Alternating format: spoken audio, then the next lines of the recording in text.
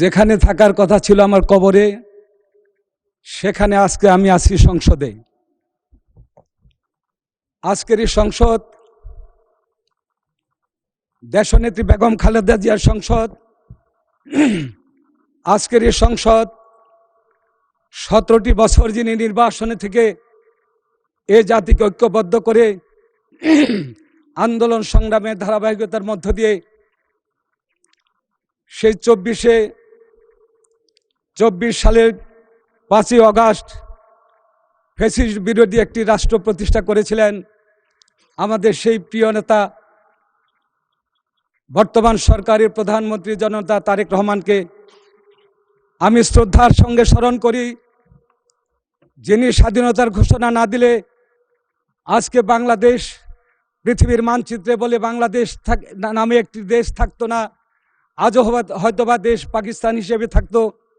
আমার সেই স্বাধীনতার ঘোষক, বহুদলীয় গণতন্ত্রের প্রবর্তক শহীদ রাষ্ট্রপতি জিয়াউর রহমানকে আমি স্মরণ করছি, তাকে যার নেতৃত্বের বলে আপসহীনতার মধ্য দিয়ে যিনি গণতন্ত্রকে রক্ষা করেছেন, গণতন্ত্রকে রক্ষা করতে গিয়ে যিনি বারবার নির্যাতিত হয়েছেন, কারাবরণ করেছেন, তারপরে তিনি আপোষ করেন। সে আপসহীন নেত্রী, গণতন্ত্রের মা দেশনেত্রী বেগম খালেদা জিয়াকে আমি প্রশংসা, আমি শ্রদ্ধাবাদ জানাই। আমার এলাকার জনগণকে যারা আমাকে এই সংসদে পাঠিয়েছেন, আমি সে আমার এলাকার সর্বস্তরের জনগণকে এবং পার্লামেন্টে যারা উপস্থিত আছেন, আজকের এই পার্লামেন্ট, আজকের এই বাজেট অধিবেশন নিঃসন্দেহে একটি প্রশংসার দাবিদার। যে দেশে যেখানে অর্থনৈতিক অবস্থা ভঙ্গুর, যেখানে একটি সরকার দীর্ঘদিন ক্ষমতায় থেকে দেশকে ধ্বংসের মুখোমুখি নিয়েছিলেন, সেখানে জনগণের ম্যান্ডেট নিয়ে আজকে দল ক্ষমতায় এসে আমাদের অর্থমন্ত্রীর নেতৃত্বে তার মধ্য দিয়ে একটি সুন্দর বাজেট তিনি উপস্থাপন করেছেন। যে বাজেট গণমুখী বাজেট, যে বাজেট এদেশের জনগণের কল্যাণের জন্য এ বাজেট দেওয়া হয়েছে। এ বাজেট আগামী দিনে শিক্ষা খাতে একটি সমৃদ্ধশালী রাষ্ট্র গঠন করার জন্য, এদেশের শিল্প উন্নয়নের জন্য একটি সুন্দর রাষ্ট্র গঠন করার জন্য, এদেশের মানুষকে আত্মনির্ভরশীল করার জন্য, এদেশের কৃষক সমাজকে একটি উন্নয়নশীল জাতি হিসেবে প্রতিষ্ঠা করার জন্য, এদেশকে স্বাস্থ্য খাতকে সমৃদ্ধশালী জাতি হিসেবে প্রতিষ্ঠা করার জন্য এই বাজেটে অনেক রকমভাবে অনেক কিছু এখানে উত্থাপন করেছেন।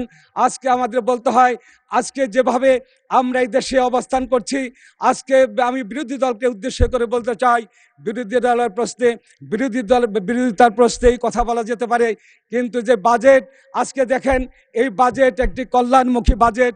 এই বাজেটকে যদি বাস্তবায়ন করা যায়, তাহলে আগামী দিনে এই বাজেট একটি সমৃদ্ধশালী রাষ্ট্র হিসাবে প্রতিষ্ঠিত হবে। কথাই না বলি কেন, আজকে যেখানে বাজেট দেওয়া হয়েছে, আপনারা দেখেন স্বাধীনতার পরে হাজার হাজার টাকা বাজেট দেওয়া হয়েছে, ইতিপূর্বে কয়েক লক্ষ টাকার বাজেট দেওয়া হয়েছে।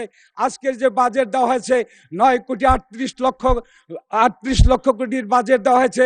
এই বাজেট স্বাস্থ্য খাতকে একটি সমৃদ্ধশালী হিসাবে, স্বাস্থ্য নির্ভরশীল রাষ্ট্র হিসাবে প্রতিষ্ঠা করার জন্য স্বাস্থ্য খাতকে অনেক বাজেট দেওয়া হয়েছে।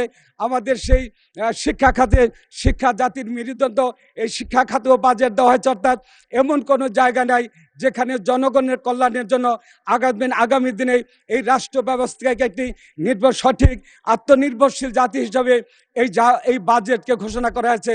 আজকে আমাদের সরকার দল বলেন, বিরোধী দল বলেন, আজকে বিরোধিতার খাতিরে বিরোধিতা প্রশ্ন আসতে পারে, কিন্তু দেশকে উন্নত করতে হলে জাতি ধর্ম সবাইকে ঐক্যবদ্ধভাবে এই বাজেটকে সামনে রেখে দেশটাকে একটি অর্থনৈতিক মুক্ত রাষ্ট্র হিসাবে প্রতিষ্ঠিত করতে হবে।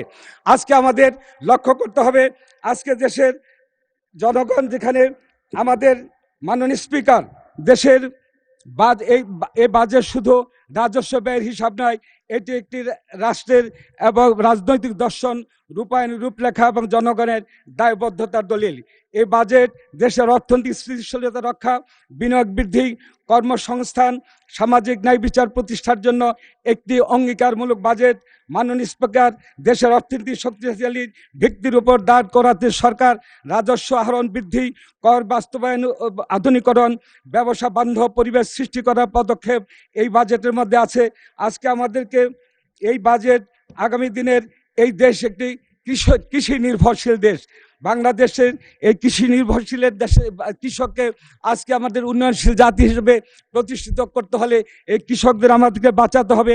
এই কৃষি নির্ভরশীল দেশে আজকে কৃষক বাঁচলে দেশ বাঁচবে। সেখানে এই কৃষকদের জন্য এই বাজেট করা হয়েছে। এই বাজেটে কৃষক ভর্তুকি, কৃষি ঋণ, আধুনিক কৃষি ব্যবস্থা, সেচ ব্যবস্থা, উন্নত বীজ, খাদ্য স্বয়ংসম্পূর্ণ এবং খাল খনন সহ অনেক কিছু, যেটা এ জনগণের দেশের জন্য মানুষ। ধন্যবাদ মাননীয় সদস্য। আচ্ছা,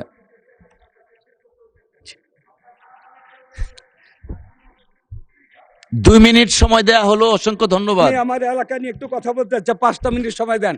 আমার এলাকা, আমি মুন্সিগঞ্জ 2 থেকে নির্বাচিত আপনাদের কাছে এসেছি। মুন্সিগঞ্জ একটা অন্ধকার এলাকা, ঢাকার অত্যন্ত সন্নিকটে। এখানে রাস্তাঘাট তেমন কোনো ভালো কোনো অবস্থা নাই। সেই দিন শহীদ রাষ্ট্রপতি জিয়াউর রহমান 1977 অথবা 78 সালে যদি এই ঢাকা মহাসড়ক সেই দিন উদ্বোধন না করতেন, আজকে এই ঢাকা মহাসড়কের এত উন্নয়ন হতো না। আজকে আপনাদের প্রতি আমার অনুরোধ থাকবে, সর্বনাশা বিক্রমপুরকে বাঁচার জন্য, সর্বনাশা মুন্সিগঞ্জকে বাঁচানোর জন্য আমাদের লোহজনের জসিলদা, মাওয়া জসিলদা, টঙ্গিবাড়ি, হাসাল, দিঘিপাড়া হয়ে মুন্সিগঞ্জের বাংলা বাজার পর্যন্ত একটি স্থায়ী বেড়িবাঁধ নির্মাণ করা। ঢাকা কেরানীগঞ্জের মোল্লা বাজার ব্রিজ থেকে টঙ্গিবাড়ি পর্যন্ত 2 লাইন বিশিষ্ট একটি রাস্তা করা, পাকা রাস্তা করা।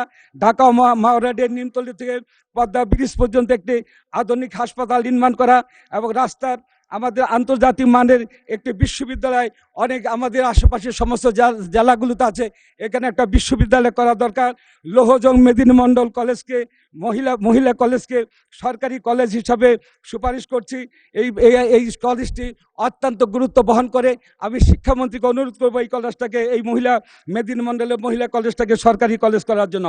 মাওয়া শিমুলিয়া ঘাটকে ইকো পার্কে করা যায়, কারণ এখানে অনেক ঢাকা থেকে অনেক পর্যটকরা যায়, সেখানে একটা ইকো পার্ক করার সুপারিশ করছি। মাওয়া পুরাতন ঘাটে একটি নৌবন্দর প্রস্তাব করা হয়েছে। এখানে এই বাজেটের মধ্যে দিয়ে এখানে যেন আমাদের অর্থ বরাদ্দ করা হয়। সর্বশেষ আমি আমাদের স্বরাষ্ট্রমন্ত্রীর প্রতি অনুরোধ রাখবো, আমার আইনমন্ত্রীর প্রতি অনুরোধ রাখবো, মাদক আসক্ত বাংলাদেশ। আমরা অনেক জায়গায় শুধু পত্রপত্রিকায় দেখেছি, ড্রোন দিয়ে অনেক ভিন দেশে থেকে এখানে মাদক আসে। আমার লোহজং মাদকের সয়লাব, এই মাদকের হাত থেকে বাঁচাতে হবে।